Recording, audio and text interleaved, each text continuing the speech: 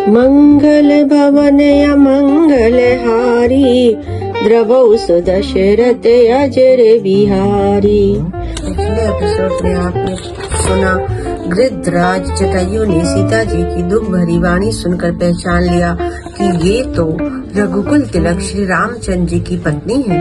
उसने देखा कि नीच राक्षस इनको बुरी तरह लिए जा रहा है, जैसे कपिला गाय मलेच्छ के पाले पड़ गई हो।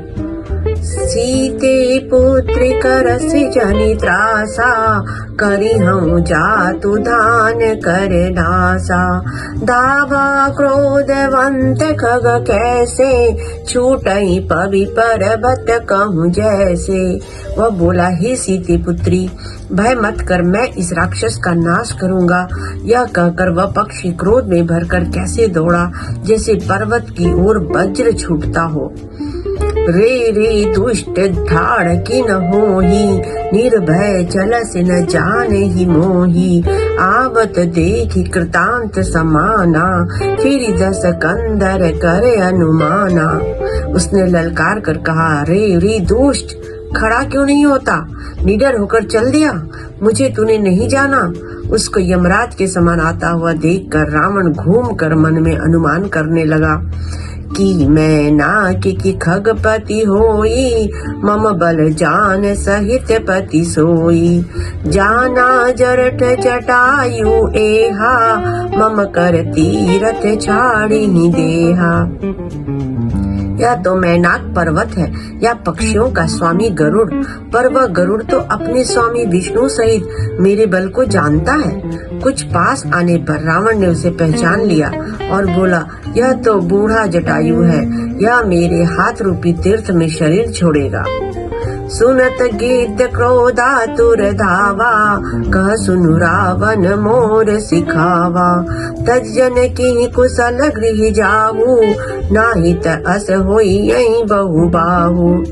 यह सुनते ही गिद्ध क्रोध में भरकर बड़े बेग से दौड़ा और बोला, रावण, मेरी सिखावन सुन। जानकी जी को छोड़कर कुशल पूर्वक अपने घर चला जा, नहीं तो हे बहुत भुजाओं वाले, ऐसा होगा कि राम रोष पावक अति घोरा, होई है सकल सुलभ कुल तोरा। उतरु न देत दसानन जोधा, तबहि गीत दावा करी क्रोधा। श्री राम जी के क्रोध रूपी अत्यंत भयानक अग्नि में तेरा सारा वंश पतिंगा होकर भस्म हो जाएगा। योद्धा रावण कुछ उत्तर नहीं देता, वह गिद्ध क्रोध करके दौड़ा।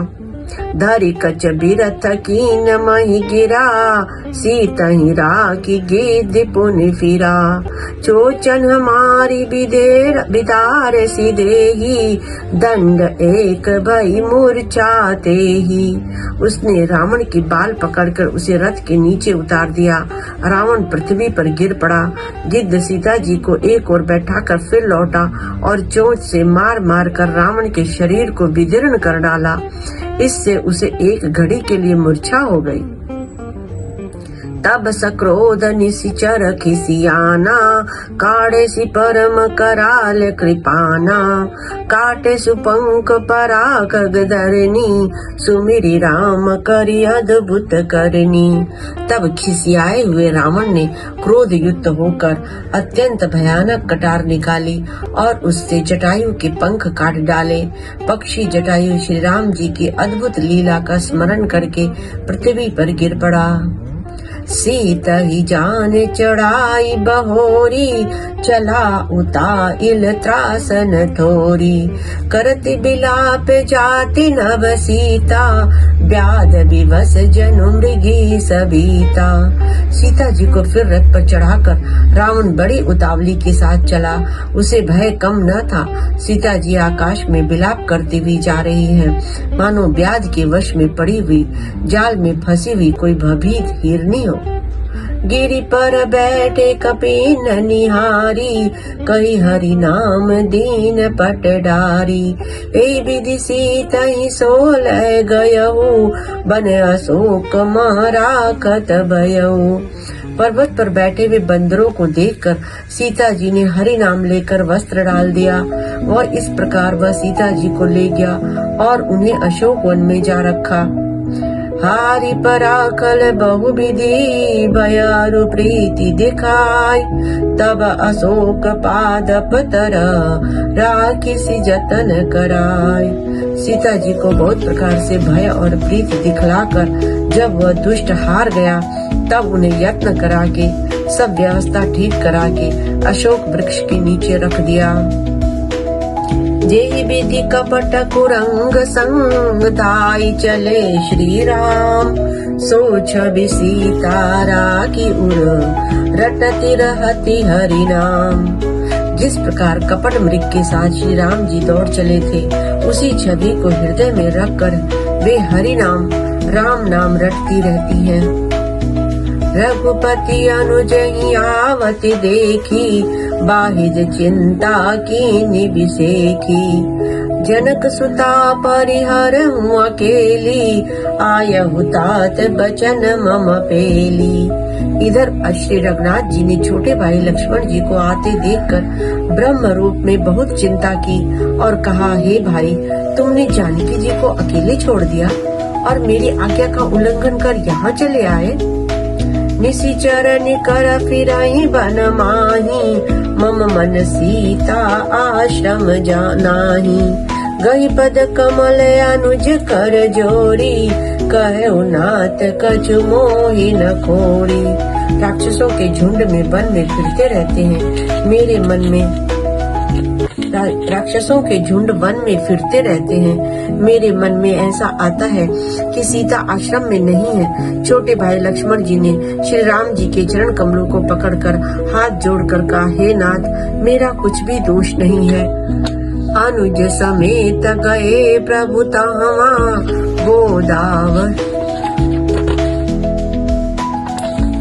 गोदावरी तट आश्रम जहमा।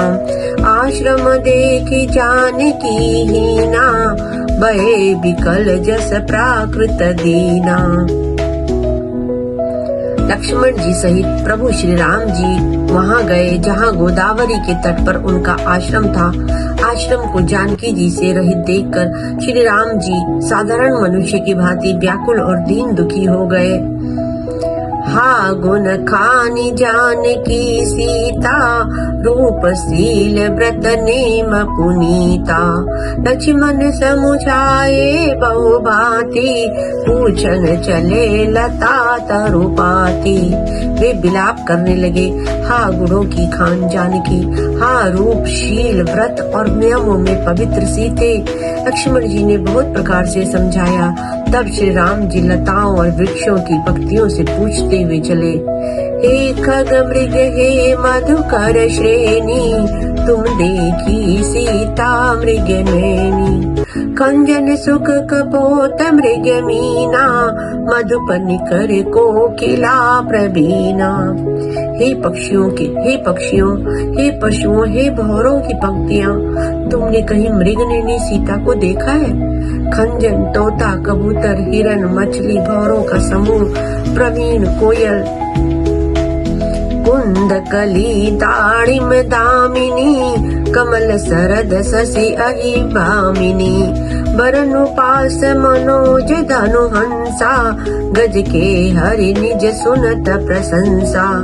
कुंदकली, अनार, बिजली, कमल, शरद का चंद्रमा और नागिनी, वरुण का पाश, कामदेव का धनुष, हंस, गज और सिंह, ये सब आज अपनी प्रशंसा सुन रहे हैं। श्री फल कनक कदली हरि शाही, ने कुन संक सकुच मन माही। सुनु जानकी तो ही बिनु आजू, हर्षे सकल पाई जन राजू। बेल, सुवर्ण और केला हर्षित हो रहे हैं, इनके मन में जरा भी शंका और संकोच नहीं है। हे जानकी, सुनो, तुम्हारे बिना ये सब आज ऐसे हर्षित हैं मानो राज पा गए हों। अर्थात तुम्हारे अंगों के सामने ये सब तुच्छ है, अपमानित और लज्जित थे। आज तुम्हें न देखकर ये अपनी शोभा के अभिमान में फूल रहे हैं। कि मिसई जाते अनक तो ही पाही, प्रिया बेगी प्रगट सि कह कस नाही। एहि विधि खोजत बिलपत स्वामी, मनो महावीर अति कामी। तुमसे यह अनख स्पर्धा कैसे सही जाती है? हे प्रिय, तुम शीघ्र ही प्रकट क्यों नहीं होती? इस प्रकार अनंत ब्रह्मांडों की अथवा महामहिमामयी स्वरूपा शक्ति श्री सीता जी के स्वामी श्री राम जी सीता जी को खोजते हुए इस प्रकार विलाप करते हैं, मानो कोई महाविरही और अत्यंत कामी पुरुष हो। पूरन काम राम सुख राशि, मनुज चरित कर अजय अविनाशी। आगे परागी पति देखा, सुमिरत राम चरण जिन रेखा। पूर्ण काम आनंद की राशि अजन्मा और अविनाशी श्री राम जी मनुष्यों की से चरित कर रहे हैं। आगे जाने पर उन्होंने गृध्रपति जटायु को पड़ा देखा। वह श्री राम जी के चरणों का स्मरण कर रहा था, जिनमें ध्वजा कुलिश आदि की रेखाएं चिन्ह है। कर सरोज सिर पर से ओ, कृपा सिंधु रघुवीर। निरखी राम छवि धाम मुख, विगत भई सब पीर।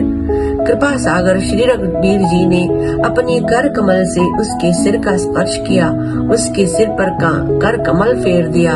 शोभा धाम श्री राम जी परम सुंदर मुख देखकर उसकी सब पीड़ा जाती रही।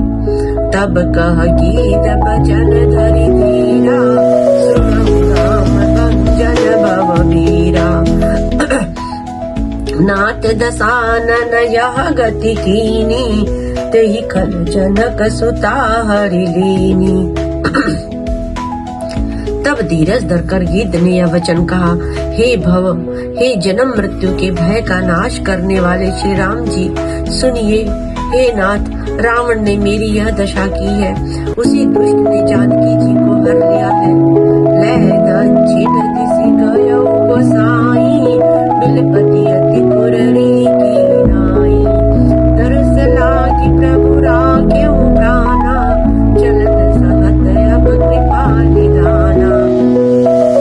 हे गोसाई, वह उन्हें लेकर दक्षिण दिशा की ओर गया है। सीता जी कुररी कुर्ज की तरह अत्यंत विलाप कर रही थीं। हे प्रभु, मैंने आपके दर्शनों के लिए प्राण रोक रखे थे। हे कृपा निधान, अब यह चलना ही चाहते हैं। राम कहा तनु राखउ ताता, मुख मुस्काई कहीं ते ही बाता। जाकर नाम मरत मुख आवा, अधमहु मुकुट होई श्रुति गावा। श्री रामचंद्र जी ने कहा, हे तात, शरीर को बनाए रखिए। तब उसने मुस्कुराते हुए मुंह से यह बात कही, मरते समय जिनका नाम मुख में आ जाने से अधम महान पापी भी मुक्त हो जाता है, ऐसा वेद गाते हैं।